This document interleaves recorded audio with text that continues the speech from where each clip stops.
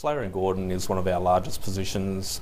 We bought it. The thesis behind Slater Gordon is there'll be a consolidator in the PI market in Australia and the UK.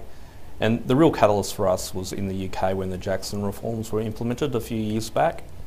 What was happening here was there was a lot of companies out there that were basically they'd package up PI claims and then sell them to get commissions. So the UK government really wanted to clamp this practice out because they were creating a lot of frivolous claims.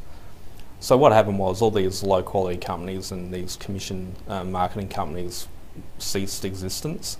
So this was a perfect opportunity for Slater to get involved and consolidate the industry. They're now around 5 to 7% of the UK market, the PI market, and we think they can get to about 15% of the UK market. Currently they earn about 50% of their EBIT in the UK.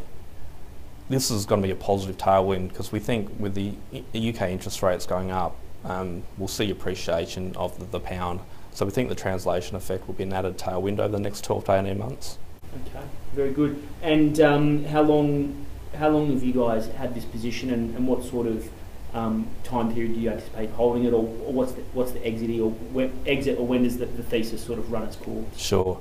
I think probably for Slater's there's probably another 2 to 3 years of decent growth through acquisition. We think moving from 7% of the UK market to 15% will take a little bit of time.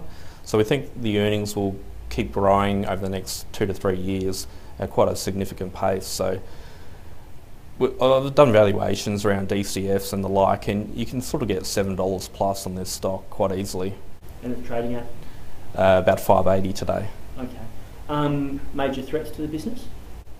Major threats, I guess regulatory changes. We saw this in the Queensland CTP market. They made changes there. There's about a $1.5 million impact to their business. New South Wales, there was talk of changes here as well, and that's a potential threat, but it's quite minimal at the group level, so we're not overly concerned about that.